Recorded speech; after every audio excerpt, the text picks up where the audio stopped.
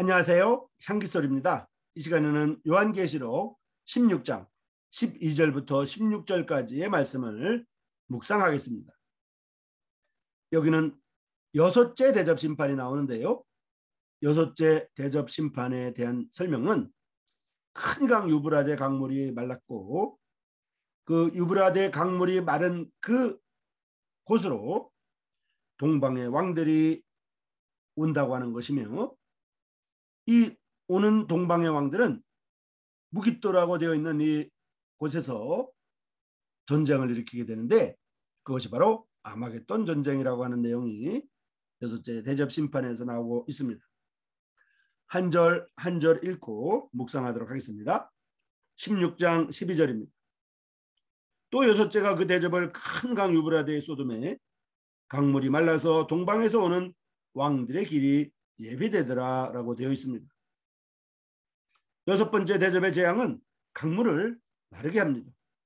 이 유브라데 강의 길이는 5340리이고 하나님께서 아브라함에게 축복하신 땅의 경계지역입니다. 창세기 15장 18절에 나와 있습니다. 동방에서라고 되어 있는데요, 즉 해가 나오는 땅에서라는 뜻이기도 합니다. 이 동방에서라고 하는 여기에는 중국과 일본, 한국과 인도네시아, 베트남과 태국, 필리핀과 말레이시아 등을 포함합니다. 왕들이 나와 있는데요, 아마겟돈 때 전쟁에 참가한 지도자들을 가리킵니다. 그들은 유브라데 강물이 마르니 예루살렘 공격의 행군의 좋은 기회로 여깁니다. 하지만 이것이 그들을 유인하여 한 곳에 집결하여 함께 소멸기 위한 함정임을 누가 알았겠습니까?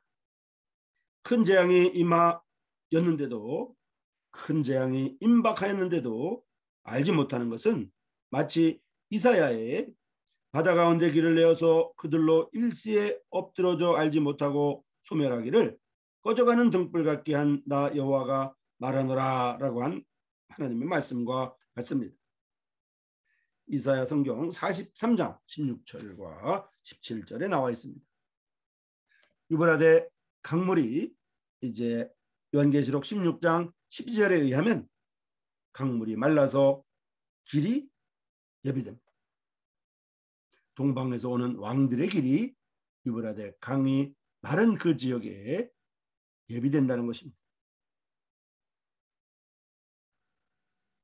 유브라데 강은 최초의 문명국이었던 여러 가지 문명 지역 중에 하나가 바로 유브라데스 강입니다. 유브라데스 강, 이제 바벨론 옆에 있는 그러한 강입니다. 유브라데스 강, 사우디아라비아와 이라크 사이에 있는 강이고요. 이 유브라데스 강이 말라서 이제 동방에서 오는 왕들이 올 수 있도록 예비가 된다고 하는 내용이 되겠습니다. 그렇게 하면 동방의 왕들이, 또 남방의 왕들이, 또 북방 왕들이, 또 서방 왕들이 예루살렘 주변 무깃도에 집결을 해서 이제 그곳에서 전쟁이 일어난다고 하는 내용이 되겠습니다. 자, 이제 16장 13절을 읽겠습니다. 또 내가 보매 개구리 같은 새 더러운 영이 용의 입과 짐승의 입과 거짓 선지자의 입에서 나오니 라고 되어 있습니다. 여기서 우리는 사단의 삼위일체를 볼 수 있습니다. 그들은 셋이면서도 하나처럼 행합니다. 이 새 더러운 영은 용, 짐승, 거짓 선지자의 입에서 나옵니다. 즉 새 더러운 영은 용의 입과 짐승의 입과 거짓 선지자의 입에서 나온다는 말입니다. 용이 나오는데요, 그들의 머리이며 통제하는 우두머리가 바로 용입니다. 용은 사단의 본신입니다. 짐승의 지위는 그 다음으로 용의 지위를 받습니다. 짐승은 적그리스도입니다. 거짓 선지자는 사단의 종입니다. 용과 짐승에게 복종하면서 전적으로 사단과 적그리스도를 위하여 말하는 것이 바로 거짓 선지자입니다. 새 더러운 영이 나오는데요, 셋은 하나님의 숫자를 모방한 것입니다. 하나님처럼 가장하여 세상 사람을 기만합니다. 이 세 영은 모두 더러운 것으로 깨구리와 같습니다. 개구리가 나오는데요.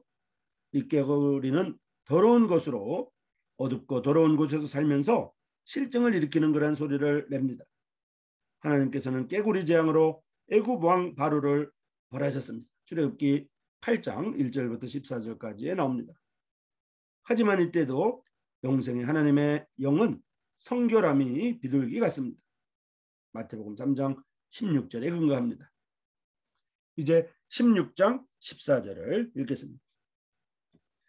저희는 귀신의 영이라 이적을 행하여 온 천하 임금들에게 가서 하나님 곧 전능하신 이의 큰 날에 전쟁을 위하여 그들을 모으더라 라고 되어 있습니다.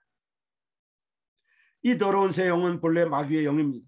그들은 신통하게 이적을 행하여 천하 각국의 임금들을 미혹하고 선동하여 예루살렘을 공격하게 합니다. 하나님 곧 전능하신 이의 큰 날에라고 되어 있는데요.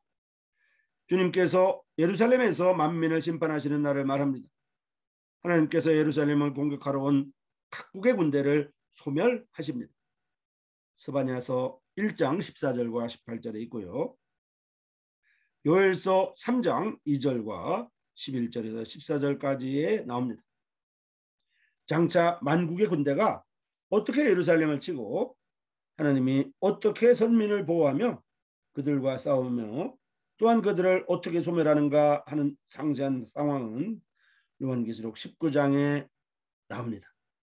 이제 15절을 읽겠습니다.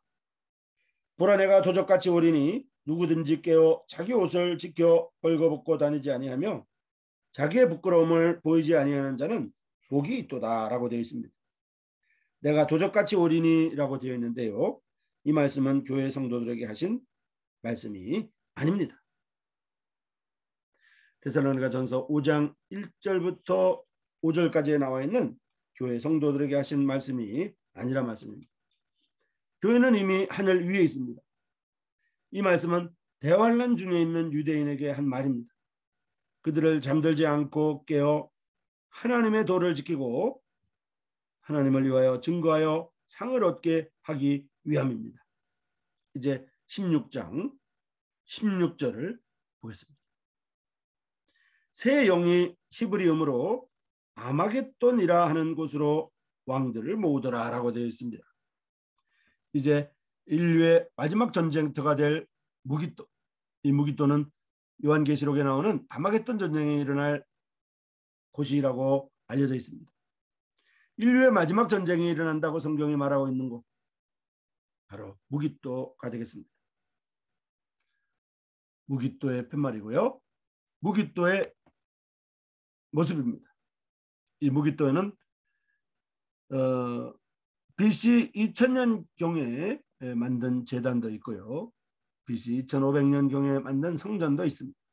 그리고 마국강과 성벽, 성으로 들어가는 통로, 그리고 물구멍과 수로, 곡물 저장소와 마국관, 기붕으로 된 건물과 통치자의 집 등이 있습니다. 무기토의 위에서 내려다본 무기토의 모습입니다. 무기토의 먼 지역에서 무기토 전체를 본 모습입니다. 무기토의 모습입니다. 요한계시록을 품은 역사의 땅 이스라엘의 무기토의 모습을 우리는 기억해야 될 것입니다.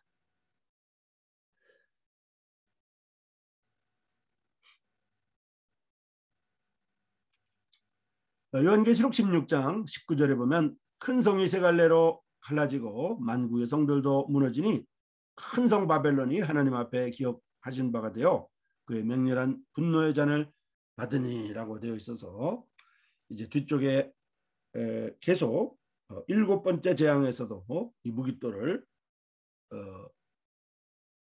상상할 수 있는 내용이 나옵니다.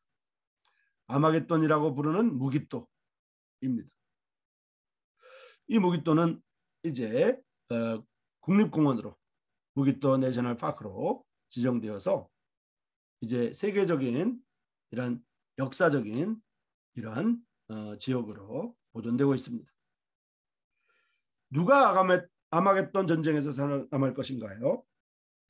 요한계시록 16장 16절을 이제 다시 한번 읽어보겠습니다. 새 영이 히브리음으로 아마겟돈이라 하는 곳으로 왕들을 모으더라라고 되어 있습니다. 세상의 왕들은 새 더러운 영, 즉 새 마귀의 속임을 받아 아마겟돈에 집결하여 전쟁을 합니다. 전 세계의 군대가 모두 모여 거룩한 성을 치는데 이것이 바로 아마겟돈 전쟁입니다. 아마겟돈이라는 말은 도살의 산, 도살의 산이라는 뜻입니다. 아마겟돈은 여호사밧 골짜기, 즉 판결의 골짜기라고도 부릅니다. 여호사밧의 골짜기라는 말은 요엘서 3장 12절과 요엘서 3장 2절에 나와 있으며 판결의 골짜기라는 말은 요엘서 3장 14절에 나와 있습니다. 하나님께서 전 세계의 군장, 장군, 장사를 모두 이곳에 모아 서로 죽이게 하여 완전히 소멸시키시는 것입니다. 이 시간에는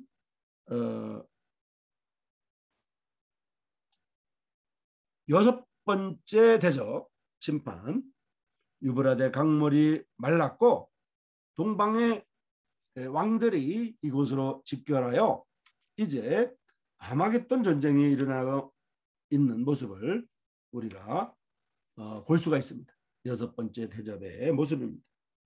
세계적인 전쟁이 일어나며 예루살렘과 예루살렘이 아닌 지역으로 이스라엘과 이스라엘이 아닌 나라 간의 전쟁이 나타나고 구체적으로는 사단과 하나님과 사단의 전쟁이라고 볼 수가 있겠습니다.